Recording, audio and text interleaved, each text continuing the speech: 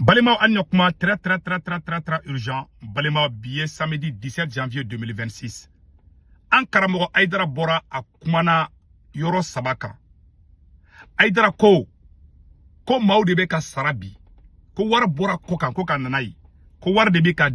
kla mogo ni ɲɔgɔn cɛ ka bɔ ale Aïdara contrôle la. Amena kuma o yɔrɔ kan. Aïdara ko tuguni k'ale kumana Assimi Goïta fɛ ko ka fɛrɛ sugu bɛɛ ko Imam Dicko bɛ se ka bɔ Algérie kana cogo min na Mali la. Kuma sabanan ne yɛrɛ dɔgɔnin n'o chèque na nin maga n'u b'a fɔ ma ko Chiko. Aïdara ko k'u taara plainte mun tigɛ Chiko contrôle la. U ma ale Aïdara kun t'a kalama dɛ k'u y'a dilan ka na a cɔ ale kan de. Bon an bɛna tila an bɛ kuma o bɛɛ la o bɛɛ a ye kuma fɛn fɛn an bɛ kuma bɛɛ kɔnɔna la bonya ni karama kɔnɔ. K'a fɔ Amsadiri mɔgɔ ɲɛna n ka foli b'aw ye. Mali taabolo bɛɛ Amsadiri mɔgɔw Wahabiyaw Tijaniyaw Siyaw n ka foli b'aw bɛɛ. Mali karamɔgɔ bɛɛ k'i bolo di ɲɔgɔn ma bi ka saga sogo ɲimi o ni Segu Tunkara ka laɲini di. Mais ni mun kɛra an b'an ka hakililata di bonya ni karama kɔnɔ parce que bɛn de bɛ jamana jɔ. Bon Aïdara ye kuma mun fɔ an ka Aïdara yɛrɛ kumakan kala bɛɛ lajɛlen ka lamɛn. Kunu an ka kɛnɛma jamana mɔgɔw y'an wele. Ko wari kɛlen bɛ marabaatiga de ye k'a d'u ma. Ko Aïdara ka kuma k'a fɔ ko kira nin n'ala nin na k'o tɛ. Ko bɛɛ ka wuli ka jɔ o kuma in kan. A nafolo di. Ni kuranɛ bonya cɛ ni kira jɔyɔrɔ la. Fajiri da n'a fɔra n ye n ka so yan. Mais o ti kojugu ye. Ni kuma bɛ cɛnni kɛ anw kun na sisan b'a sɔrɔ yan. Ni diɲɛ bɛɛ farala ɲɔgɔn kan ka kuma Aïdara contrôle la a bɛ mun cɛ. Malien bɛɛ lajɛlen ye kuma in mɛn sisan. Aïdara ye kuma mun fɔ ne bɛ n yɛrɛ santi a la fɔ mun na. Mɔgɔ fɔlɔ bɔra ka Aïdara jaabi bonya ni karama kɔnɔ o ne Segu Tunkara de ne ma Aïdara dɔgɔya yɔrɔ si. Imam Dicko filila ne Segu Tunkara bɔra ka video kɛ Imam Dicko contrôle la a video kɔrɔ bi. Ne tɛ mɔgɔ ka kan na dɛ. Ni mun kɛra don min n'o ka ɲi ne b'o fɔ. Ne Imam Dicko ka ɲumanya fɔ ka tɛmɛ ka Aïdara ka ɲumanya caman ne ye tantuli min da Aïdara kan ne ma da Mali karamɔgɔ si kan. Ne bɛ Aïdara ka video mun jouer a ye taa ne ka video bɛɛ lajɛ. Ne bɛ Aïdara ka video mun jouer ne t'o da Mali karamɔgɔ mais Aïdara e ko wari dira. Wari ma di ne ma ko ne ka bɔ k'i buruja. Maa min ko wari dira ko wari bɔra kɔ kan ka na di mɔgɔw ma k'e kɛlɛ. Wari bɔra dugu jumɛn na Aïdara ko ka na di e ma. Ko ka na di maa dɔw ma k'u ka e kɛlɛ. Wari dira jɔn de ma. I bɛ tɔgɔ fɔli de kɛ o. Parce que an sera ko yɛrɛ niveau yɔrɔ ma ka kuma fɔ ka kuma caressé o tɛ yen bilen quoi. Wari dira jɔn de ma ko ka Aïdara ko ka e buruja i b'a tigi tɔgɔ fɔ a n'a jamu. Wari bɔra dugu min na i b'o f'a ɲɛna. Wari kɛlen ma di ne Segu Tunkara ma. Ne kɛni bɔra ne ye kuma mun fɔ a ma diya i ye. Mais tiɲɛ de don. Bon i bɔra tuguni k'i b'i ka kuma la tile ye kuma tɔ bɛɛ tiɲɛ. Ne e tanto ne ye Aïdara tanto mɔgɔ ma e ma wari di ne ma o don. Ne ye Aïdara tanto ko caman kɛ k'i défend ala ba ɲɛ bɛ bɛn ka nin ye la. Ni sɔrɔso ye ne wele n ye n kale alikuranɛ la ko n ka bɔ i kama a ma sɔn. O don e ma wari di ne ma o. Ala. Adamaden e ko puis e bɛ ka e ka kuma la e taara kuma min fɔ Kuluba e ko ala nɛni mun kɛra kan k'o to kɛrɛfɛ. I ka kuma bɛ yen montage tɛ i ka kuma ma yɛlɛma i ye kuma fɔ cogo min i Aïdara ko di kan ka ala ko da kɛrɛfɛ ko karamɔgɔ bɛ ka dɔgɔya. E ko k'e ala kira mɔden de. E ko k'e kira bɔnzɔn de. Bon e ye mɔgɔ min bɔnzɔn ye o bɛ sojuru bi min ye n'o ala ye o ka nini o ma foyi tiɲɛ e ko kan k'o to ala ma. Mais ni e yɛrɛ ni maga kɛra e yɛrɛ la e bɛ bɔ. Ni kuma fɔra e ma dɔrɔn e b'a fɔ k'an ka to ala ma mais e bɛ tila ka bɔ ka jaabiliw kɛ. E bɛ k'i yɛrɛ de défend mais i tɛ k'ala défend. Ni maa min m'o fina o tigi kafiriya la. Ni maa min m'o fina kɔrɔ o tigi tɛ ka ala bato de o bɛ ka e Aïdara de bato. Ne tɛ maa si bato. Ne bɛ ala de bato. Ne tɛ saga mɔnɛ ko n bɛ tugu mɔgɔ kɔ. Ne tɛ maa si ka kan kɔnɔ.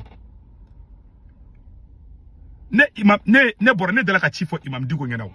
o ni e taabolo tɛ kelen ye o ne ye ci fɔ e Aidara yɛrɛ fana ɲɛna ka tɛmɛ dans le passé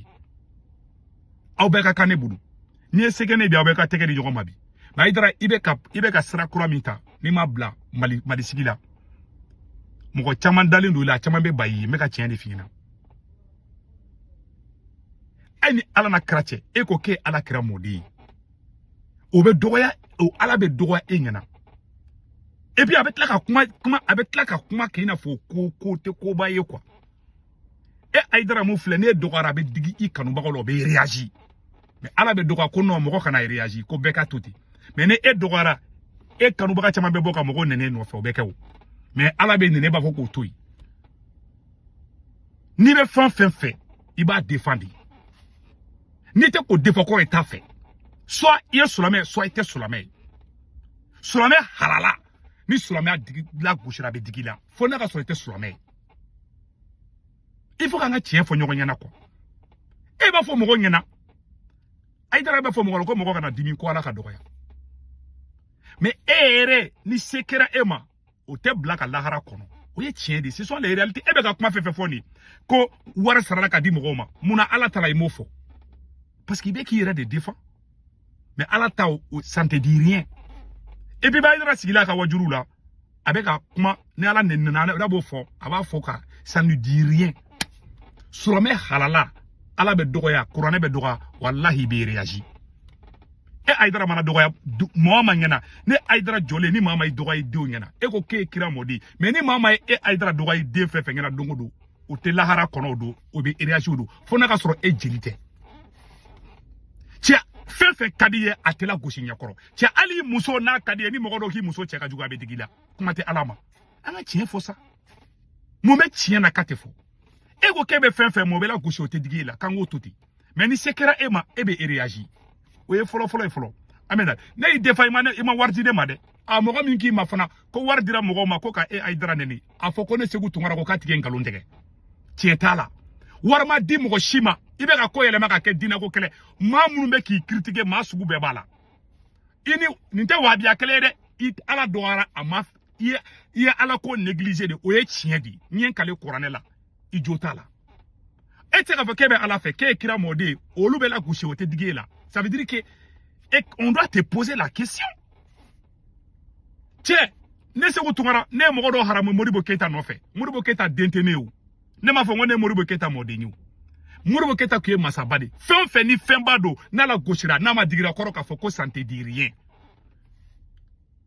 hali ni Mali la gosira a bɛ digi mɔgɔw la hali ni Modibo Keita la gosira mɔgɔ min ye Mali président fɔlɔ ye ne ye mɔgɔ dɔw haramu parce que u bɛ Modibo Keita la gosi ne bɛ fɛn mun fɛ e ko k'e bɛ fɛn mun fɛ o bɛ la gosi o tɛ digi la ça veut dire que i t'a fɛ di il faut qu'on se dise cette vérité i bɛ k'o plan mun kɛ ça passe pas soit i ye silamɛ soit i tɛ silamɛ ye ce sont des réalités ni maa min m'o f'i ɲɛna o kafiri di cɛ fɛn mun ni i bɛ fɛn mun y'i ka diɲɛlatigɛ yɛrɛ ye o man kan la gosi i ɲɛna an ka bɔ o niveau la deuxièmement i kumana Imam Diko ka côté kan i ko kini i bɛ ka kuma Imam Diko ka côté kan kini Asimi kumana an ko video yɛrɛ fana kala an k'o lajɛ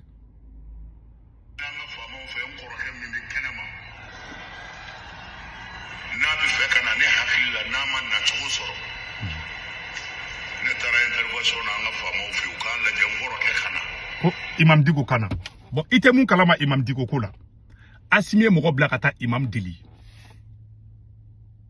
Imam de ma sɔn ka na Aidara ne Segu Tunkara da fitina Imam balilen tɛ ka na dɛ Imam yɛrɛ de banna ka tɛ na n ye n kale Ala la n ye n kale kuranɛ la Asimi ye négociation kɛ dugu la ni Imam ye Imam ma sɔn bon i bɛ ka yira mɔgɔw la de e bɛ ko kɛ bon e ko et puis ka kuma bɛɛ la i b'a fɔ wayi e bɛ wahabiya denmisɛnninw e olu dɛmɛ i kumana Suala Bayani ka kasoko kan i ye démarche minnu kɛ ka taa président yɔrɔ n taara président yɔrɔ n bɛ ka taa karisa ka ko ɲɛnabɔ mɔgɔw ka bɔ kaso la n bɛ ka nin ko kɛ tan n bɛ ka nin ko in kɛ tan e ye ɲɛmɔgɔ di ne ye m'o kɛ nafa jumɛn bɛ e la bon e yɛrɛ bɛ ko kɛ ka tila k'i sigi k'o lakali Imam Diko ko ye haut conseil ɲɛmɔgɔ waati na Imam Diko ye mɔgɔ joli labɔ kaso la ne ma deli ka Imam Diko sigilen k'a disi gosi k'ale ye mɔgɔ hakɛ bila e b'a kɛ ne ko e mana ne Haidara ko ko ki a b'a fɔ réseau kan ça c'est la vérité ni Haidara dɛmɛ dugu la ni ko fa Haidara na a b'a fɔ réseau kan i b'o dabila o maɲi ne bɛ k'i la di de quoi ne ta tɛ juguya dɛ parce que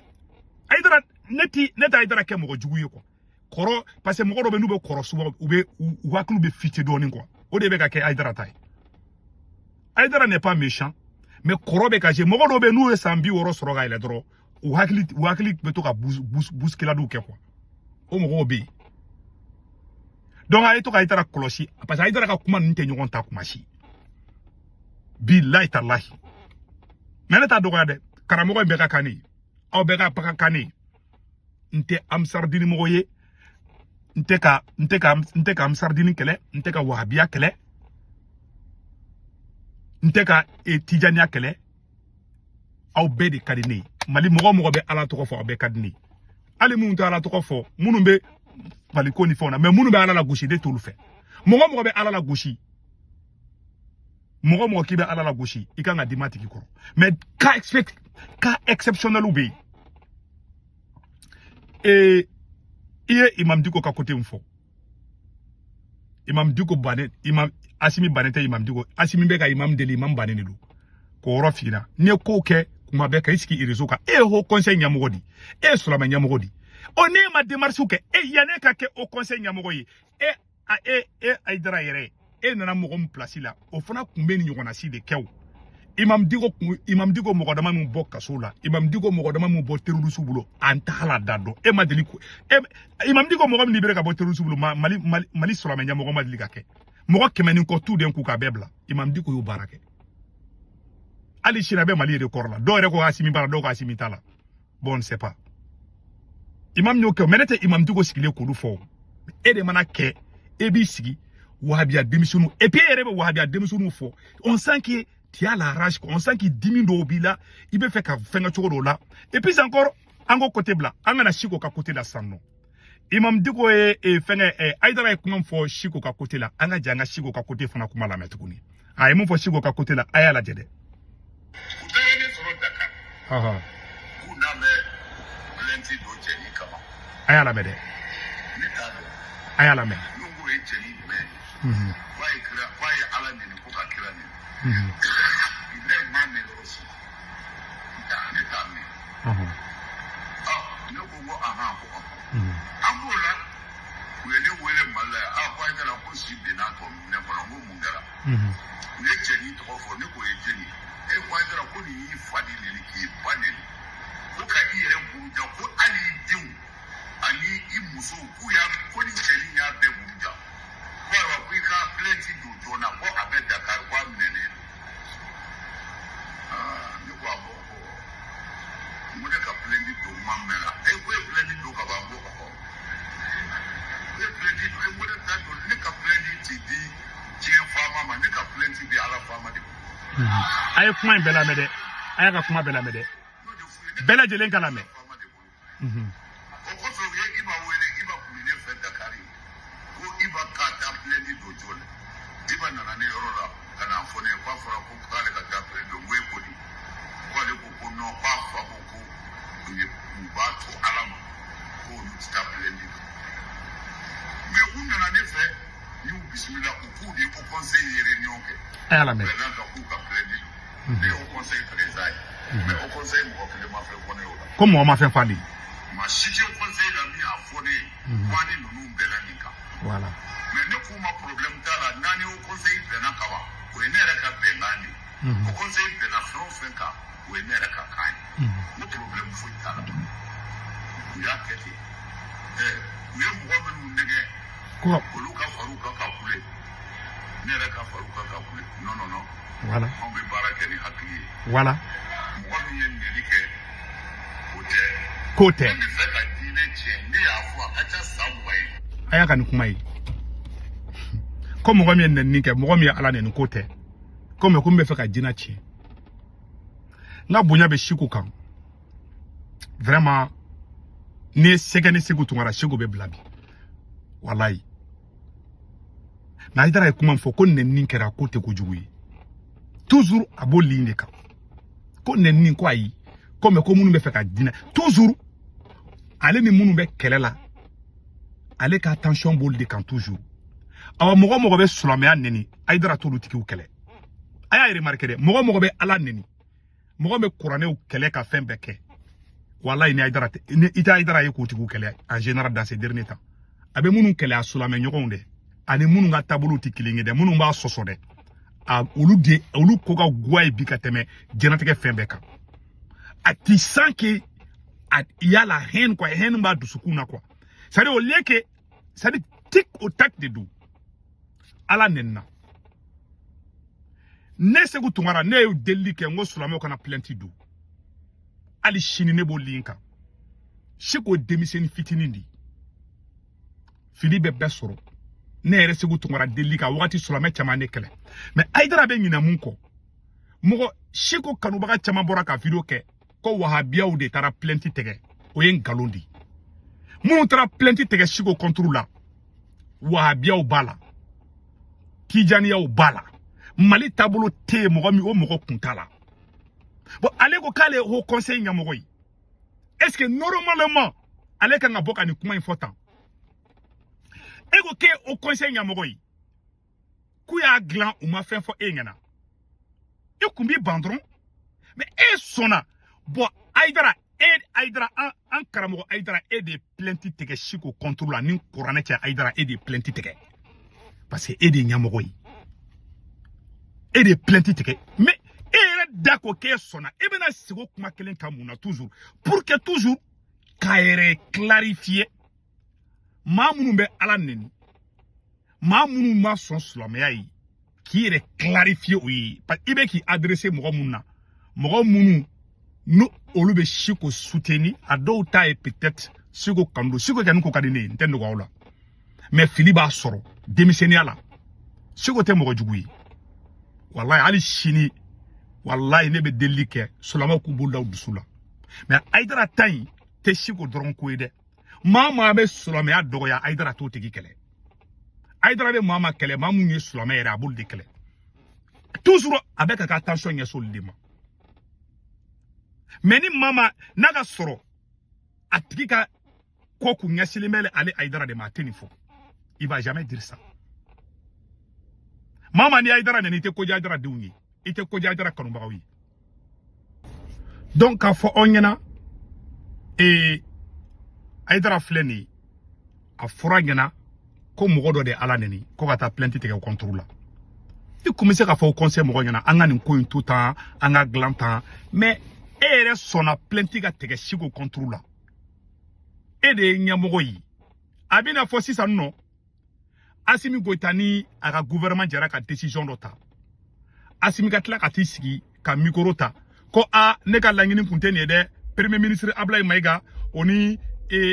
Sadio Kamara olde jara kana pression kene kande ora tourner son en tant que président nyamogo bara nyamogo teninke ni sekere la ko de quoi e manga boka ni kuma nfo quoi nte nyamogo manga nike wala bilay et de au conseil nyamogo yi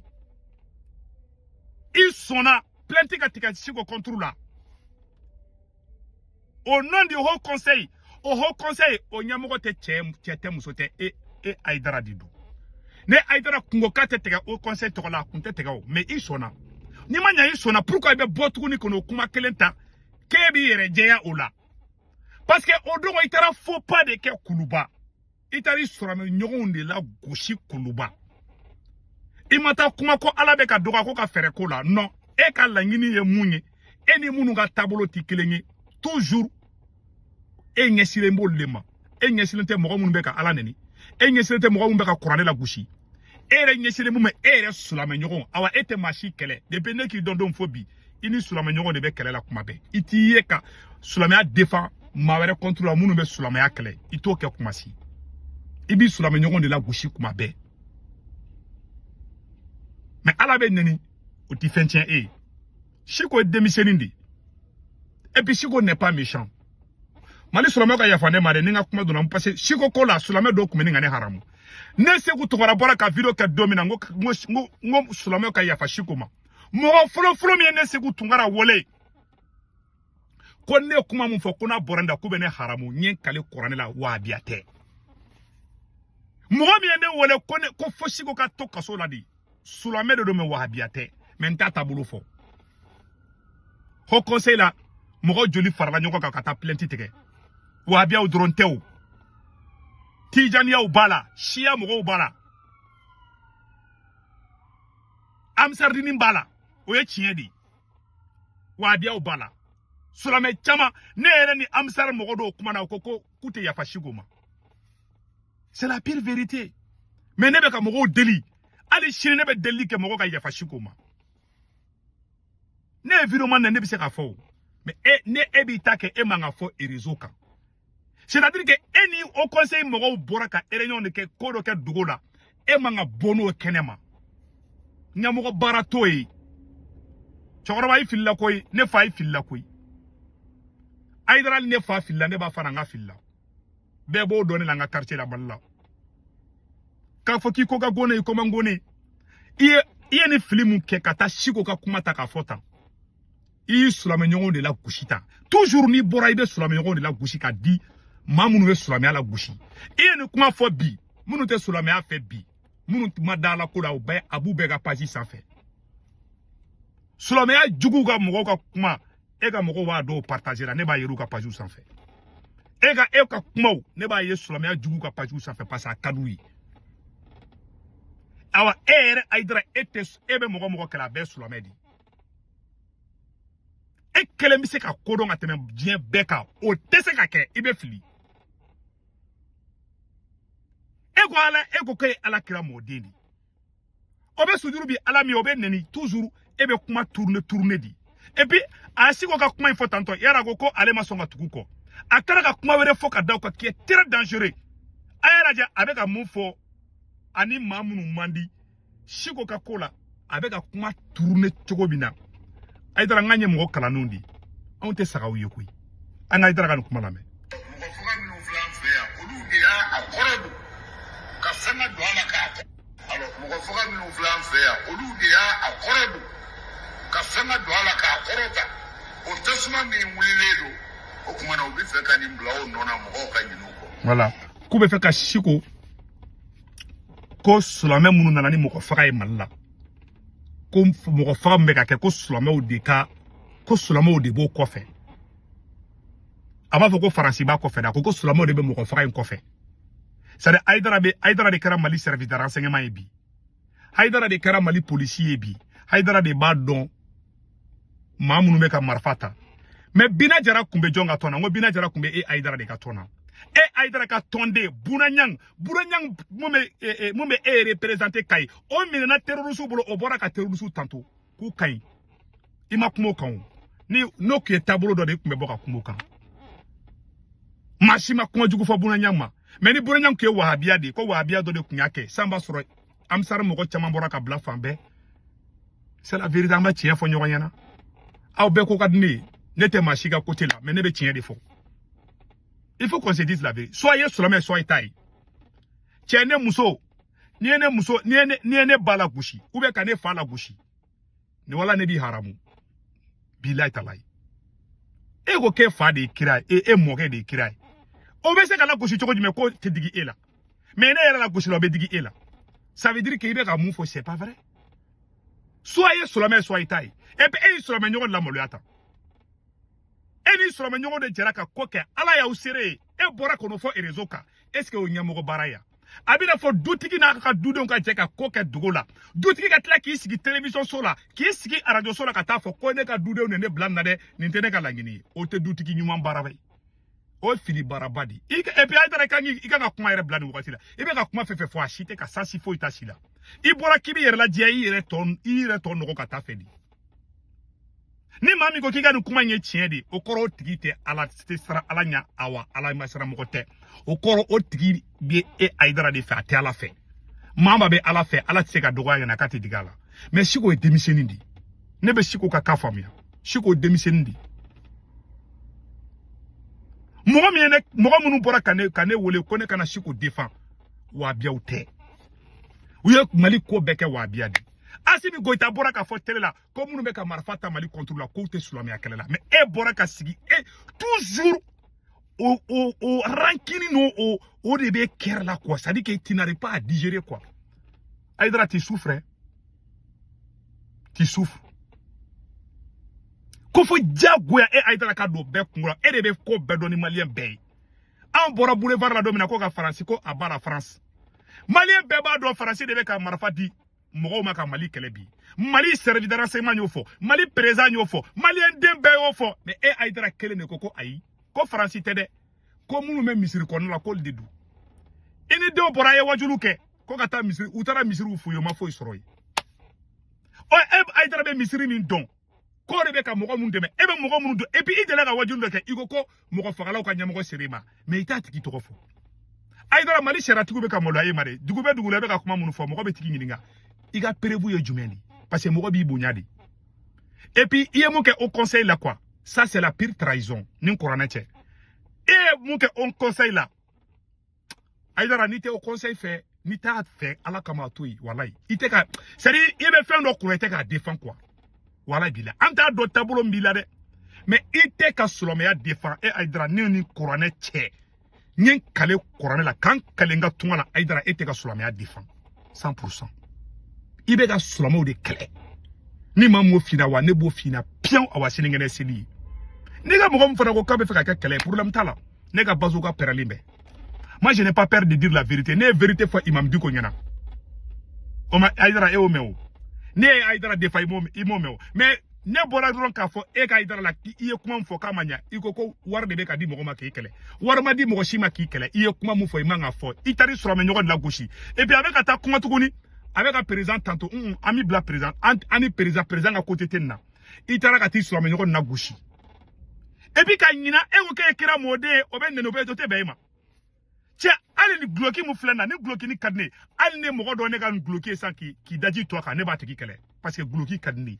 e wo ko fen kadi e mo o fen be la gushi o te be ma o koro ita fe che ali waraba ali wulu ni wulu jigina ni ko ke wulu den bosala abi wugasa den no fe parce que ba den fe ali ko ke be den fa e ko ke fa e mo ke bi se ka nani ko be ko te be ba o koro ibe ka mu fo c'est faux c'est pas vrai et puis ibe Aïdara yaka wajuru la ala nenna a wajuru do la fa ala tu sens que ça ne lui dit rien ala be nendro abi to ki awle ka kuma o tikika abe kuma munu kwa kabe mogo filo tokondo la kabe kuma ni munu wai solome do ya keta imanyi ningola de mogo do de ala doya anyana ou amanya non amanya abana mais toujours que les colomba le ni tableau donche ale bolu fait ne be mo fo siko kanumba ko nyana mogo mu tra plainte de siko contre la Aïdara de plainte tege chete musote Aïdara ida tege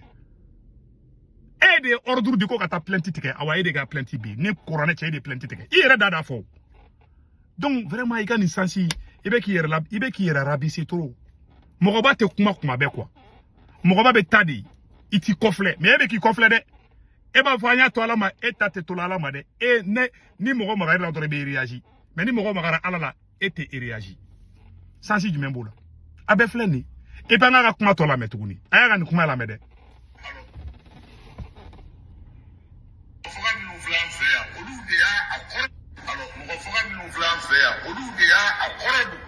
Cool d'accord.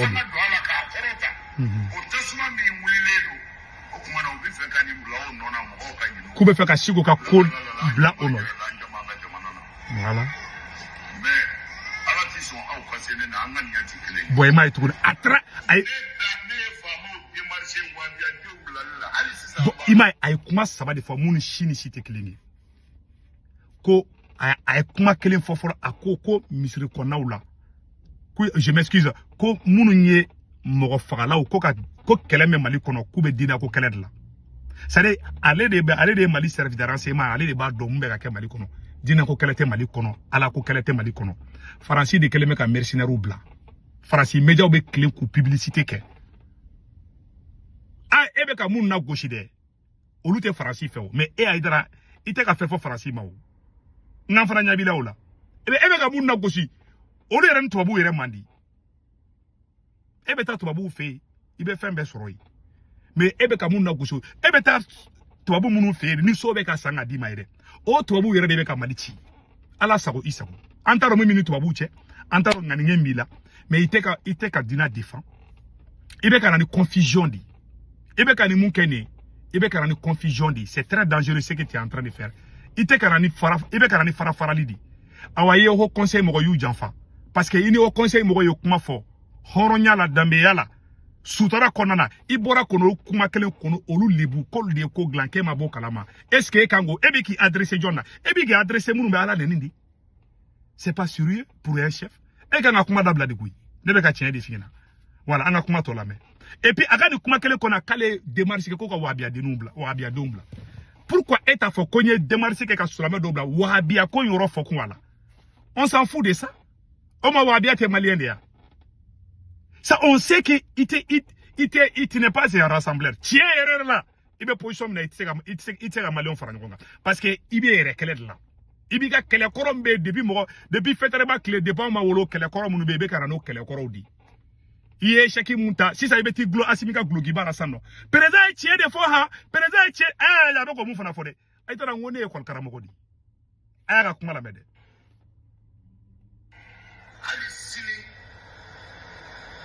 17h ne ka nga fama do e pour que u ka nunu bla u kana fumalo ku kaso oye ka bara de ça ne mo ken na fa jumembila mais c'est ton travail digo ye ngona si u ke e mana ko mi ke e be boko fo rezoka sutra fo itiga kola c'est très très dangereux c'est très très très très dangereux bon oro temene ko fe ka bala tuguni ne mo fo malien nyana e Ousmane Seri Marane Aïdara nega ke nekelinga karamogo ni doni gashela bi ya fama de me ba ka nga kuma jon wakati la wallahi billahi ikaka kuma jon wakati la ni nega conseil la me ibe kuma jon wakati na flo doni parce que ika kuma chiti sadiki nafa ibe ka kuma munu fo quoi sensi fo et tout là quoi iteka solo me défend ali doni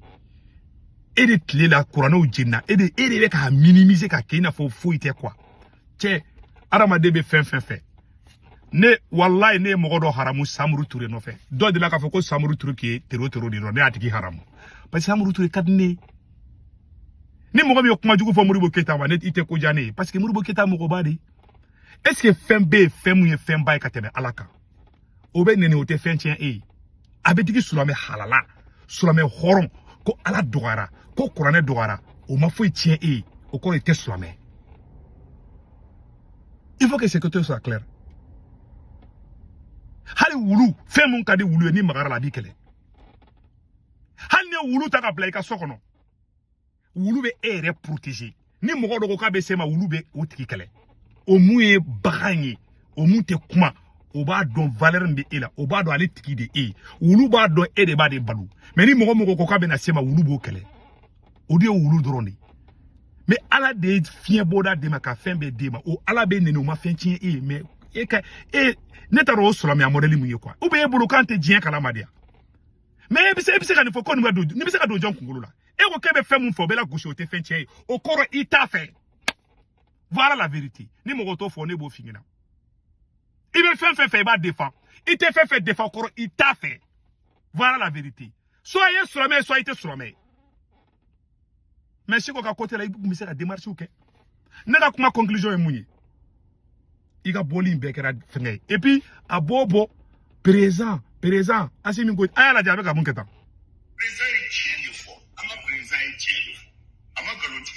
Quand présent est tient de fort, à ouf, faut abe chien qui me fait la boire à vidéo là. N'entendons faux. Abe fait qu'il y a fort, présent est tient de fort. Présent est tient du même de fort. Ante présent à Kumala, ambe de Kumala. Ibe ka mungo de mai président à côté béao on faut président na président est tien de faux oh président a tien du medi que e betara aller faire ko ka taka kuma mugo ka koka ni ere boy ka mugo reblo bo barakeli ni kew e ka bara de new ere ka bara e femu e be nyamo ka ka bara munke ne mo ka e be jumeni ke ça veut dire que ne ma ne ere ma se ka bara ke ka nga boyini be e bo bara ke ko e be tla kiski disi goshu no e ke be koke ngibe yo de kama. Qui est payé pour ça? Au conseil, la mauvaise saradi. Bon, t'as ni saraba la de absent que fili. Je ne sais pas. Mais au conseil, Nyamoura et Nimbara Ndiou. C'est la vérité. o de kun bɛ ne bolo vraiment ala ka hakili ɲuman d'an ma Aidara kanubagaw a y'a faamuya quoi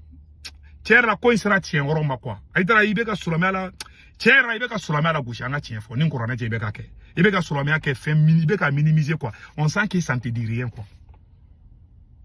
wallahi fɛn ka di ye cɛ maga tɛ se ka ko la i ɲɛna wallahi bilahi hali bɛ wulu min ta ka bila i ka so ni mɔgɔ magara la i ka wulu bɛ bɔ k'i défend kuma tɛ adamaden ma cɛ an ka tiɲɛ fɔ ɲɔgɔn ɲɛna koyi i den ka di ye i fa ka di ye i ba ka di ye ni mɔgɔ fɛn n'a b'i ni kan ni mɔgɔ ala gosi a bɛ digi la n'a ma digira kɔrɔ e ka amour o ko la o tɛ tiɲɛ point final o de kun don kuma banna pewu donc malien minnu bɛ France Italie Espagne Angleterre Amérique Canada ka wari ci nɔgɔ la a bɛ Sendwave application télécharger n'a y'a télécharger a bɛ ne ka kɔrɔ promo don urgent 10 € bɛ na o y'a yɛrɛ ta ye o kɔfɛ a b'a ka banque information bɛ don aw somɔgɔ bɛ Mali la Sénégal Côte d'Ivoire Cameroun a b'olu ka orange numéro ta n'u tɔgɔ bɛ garantie kan n'a wari cun a b'a sɔrɔ orange money na sur place a bɛ wari ci waati o waati a ja dɔrɔmɛ kelen aw t'a sara o de kun don a kan bɛn